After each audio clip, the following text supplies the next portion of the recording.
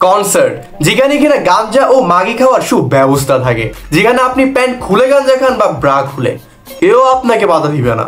ব্যানচোদ, কনসার্টে তো মানুষের গায়ের ঘাম থেকে গাঞ্জার গন্ধ বেশি আসে। অলরাইট, তো কেমন আছো তোমরা? আই এম ব্যাক ব্যানচোদ। তো আসুন মিলেমিশে ডিপ্রেশনের মা কিছু দিই, আর হ্যাঁ, কানে হেডফোন লাগিয়ে শুরু করে আজকের এই ভিডিওটা। আল্লাহ তোরে আরো বরকত দেখতে, আল্লাহ তোরে বরকত দেখ।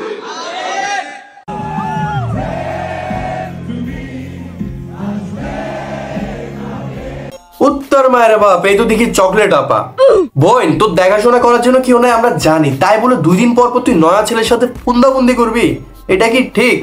দেখেন, আমি জানি কনসার্টে কিছু মানুষ যায় গান শুনতে, কিছু মানুষ যায় তাদের প্রিয় গায়ককে শোনার জন্য, আর কিছু মানুষ যায় এইগুলা করার জন্য।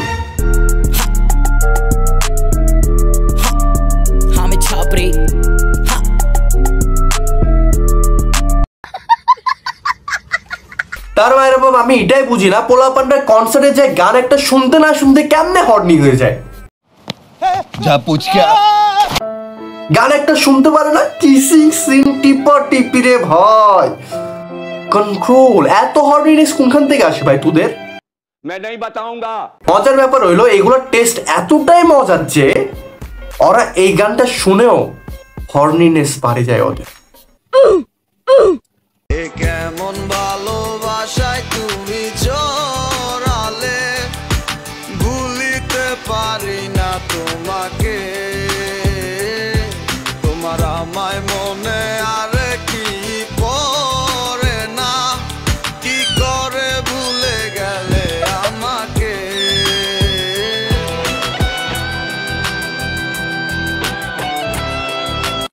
আর তোমরা তো জানোই বাংলাদেশের মানুষ মানে অধৈর্য, বাঙালি মানেই তো বিনোদন।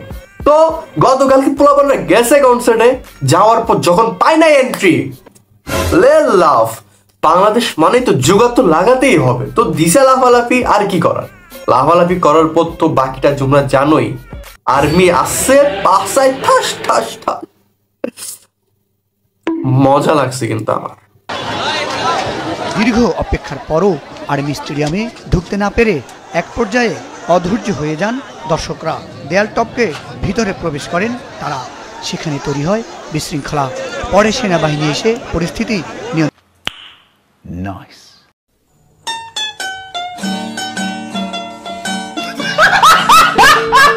তো আজকের ভিডিও এই পর্যন্ত। ভিডিও ভালো লেগে থাকলে একটি লাইক করে দিও, দেখো অন্য একটি ভিডিওতে।